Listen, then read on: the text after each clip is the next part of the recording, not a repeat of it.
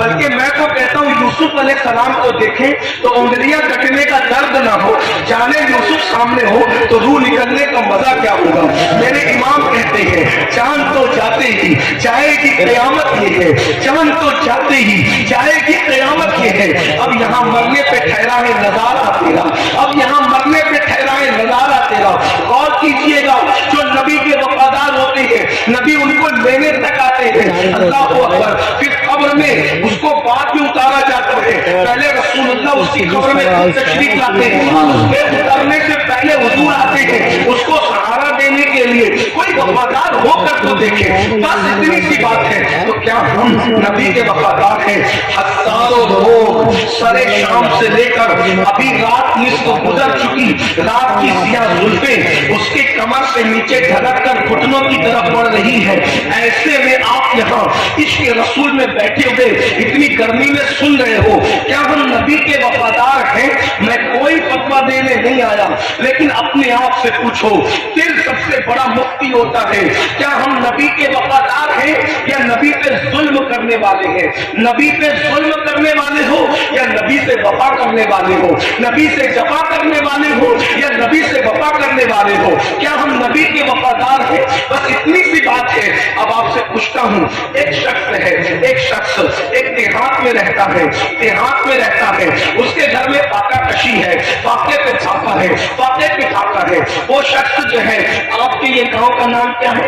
आपके जंतीरा, जंतीरा से निकला और निकलने के बाद दिल्ली गया, दिल्ली गया, जगह जगह जाता है, घर घर जाके कहता है मुझे नौकरी दे सकते हो, मेरे बच्चे फाके से हैं, मुझे नौकरी दे सकते हो, मेरे बच्चे फाके से हैं, मेरी बीवी के दुपट्टा फट गया है, उसको पहनने के लिए कपड़े नहीं है। मुझे घर घर जाता है और घर घर जाता है और धक्के खाता है। और गौर से सुनना, घर घर जाता है, धक्के खाता है, घर घर जाता है, धक्के खाता है।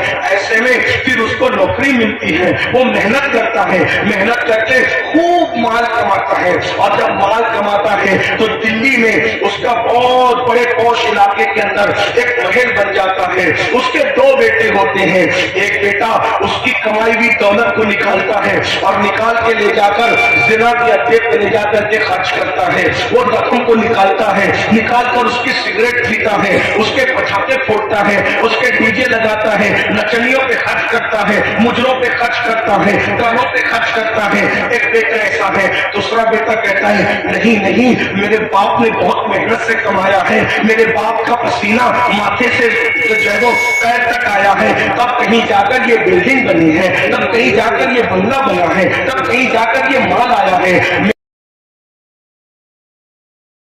इसकी हिफाजत करूंगा, इसमें बढ़ोतरी करूंगा।